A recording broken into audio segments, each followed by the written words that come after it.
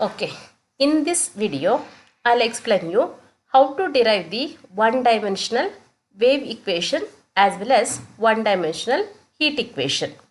First, I'll show you how to derive the one-dimensional wave equation.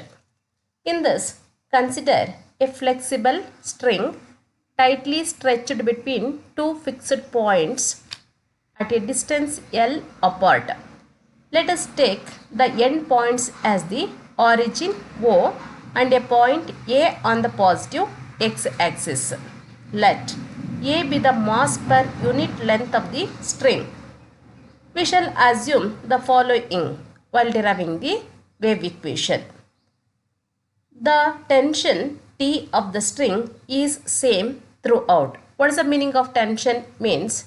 Okay, stretching force of the string is known as the tension. The tension of the string is same throughout the string. The effect of gravity can be ignored due to large tension. That is the second assumption. The motion of the string is in small transverse vibration. I hope you know what are the longitudinal vibrations as well as the transverse vibration. If the vibration is along the length, it is known as the horizontal way. Then it is known as longitudinal vibrations. If the vibration is perpendicular to the length, vertical vibrations are known as transverse vibrations. There is no longitudinal vibration. There is only small transverse vibration. Now, consider a small element, AB of the string. The length of this small element is delta x. And T1 and T2 be the tensions at the point A and B respectively. Since there is no longitudinal vibration, the horizontal component of tension is taken as constant. We know that horizontal component of the tension at the point A is T1 cos alpha and at the point B is T2 cos beta. That will be constant. Thus, T1 cos alpha is equal to T1 cos beta is equal to T. Vertical component of the tension are at the point A it is minus T1 sin alpha and at the point B it is T2 sin beta.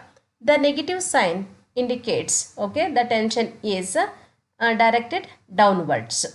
Hence, the resultant force acting vertically upwards is T2 sin beta minus T1 sin alpha. By using the Newton's second law of motion, force is equal to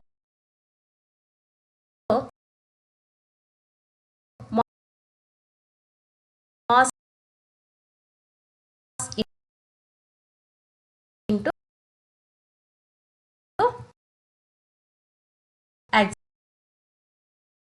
acceleration.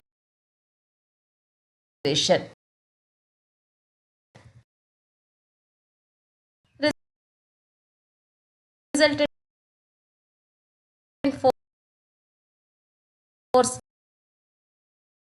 is T2 sin beta minus T1 sin alpha. That is equal to rho be the density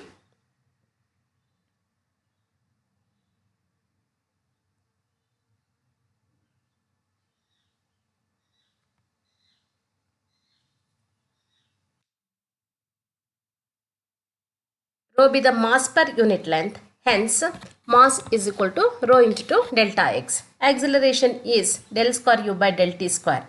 If I divide throughout by t, t2 by t sin beta minus t1 by t sin alpha is equal to rho by t delta x into del square u by del t square. We have taken horizontal component of the tension as constant, that is T1 cos alpha is equal to T2 cos beta is equal to T, or else T1 by T is equal to 1 by cos alpha, T2 by T is equal to 1 by cos beta. For that, T2 by T is 1 by cos beta I substituted, T1 by T I substituted as 1 by cos alpha. Sin beta by cos beta is tan beta, Sin alpha by cos alpha is tan alpha, that is equal to rho by t into delta x into del square u by del t square. But tan alpha and tan beta represents the slopes at the point A and B respectively. That is tan alpha is equal to del u by del x at the point A, tan beta is equal to del u by del x at the point B. Del u by del x, I substituted tan beta is del u by del x at B minus tan alpha is del u by del x at the point A is equal to rho by t into delta x into del square u by del t square. If I divide throughout by delta x, okay, then taking the limit as delta x tends to 0, it gives us limit as delta x tends to 0, del u by del x at the point at the point B, okay, coordinates are x plus delta x comma t. At the point, the coordinates are x comma t by delta x is equal to rho by t into del square u by del t square. That is, by using the definition, okay, that left hand side is the partial derivative of del u by del x with respect to x. That is del by del x of del u by del x is equal to rho by t into del square u by del t square, or t by rho into del square u by del x square is equal to del square u by del t square. If I choose t by rho is equal to c square, then it will be c square into del square u by del x square is equal to del square u by del t square is the one dimensional wave equation, or else u to t is equal to c square into uxx is the one dimensional wave equation. Now I'll show you how to derive the one dimensional heat equation. Okay. To derive the one dimensional heat equation, okay, first we have the empirical laws in respect of heat flow.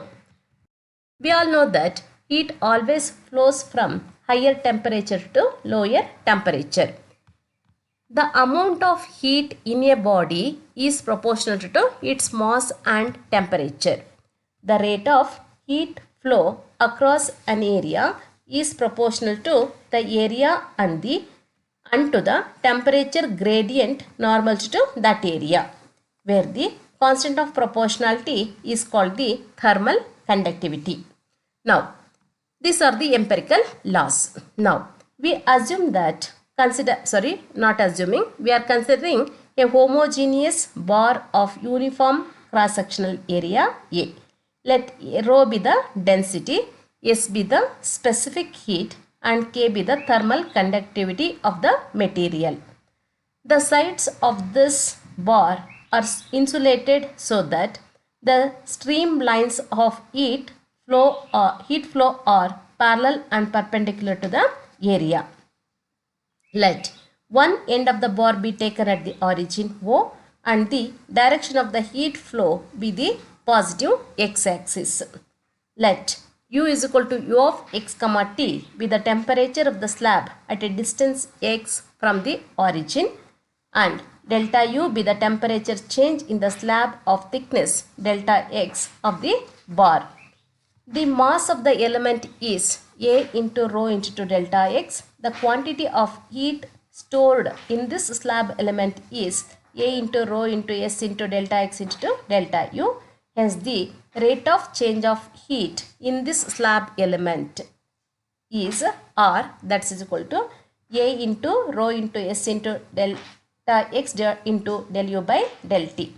If R is the rate of inflow of heat and RO is the rate of outflow of heat, then Ri is equal to minus K into del U by del x at the point x, and RO is equal to minus Ka into del U by del x at the point x plus delta x.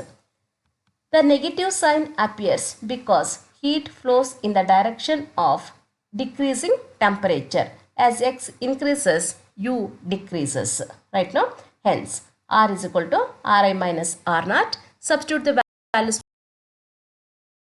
for R, Ri and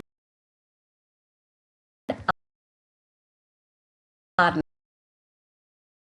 naught.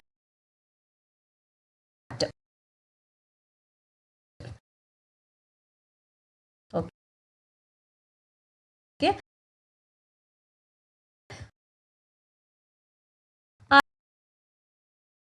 R is A into 2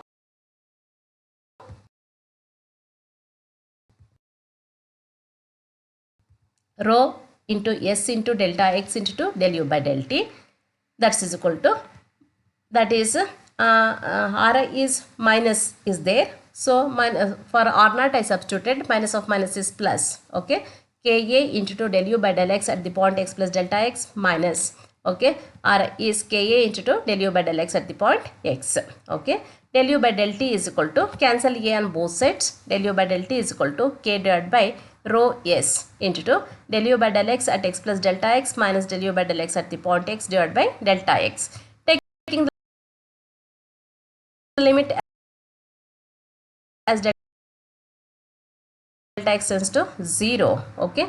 The right hand side is the partial derivative of del U by del X with respect to X. Hence, okay, rho S by K into 2 del U by del T is equal to del square U by del X square, or else del U by del T is equal to K by rho S into 2 del square U by del X square. If I choose K by rho S as C square, then del U by del T is equal to C square into 2 del square U by del X square is the one dimensional heat equation, or else ut is equal to C square into 2 uxx is the one dimensional heat equation. Okay. Among one dimensional heat equation and wave equation, definitely they are asking one, okay, derivation. Please learn it. Okay. In the next video, we'll see how to solve heat and wave equations using the variable separable method. Till that, take care. Bye.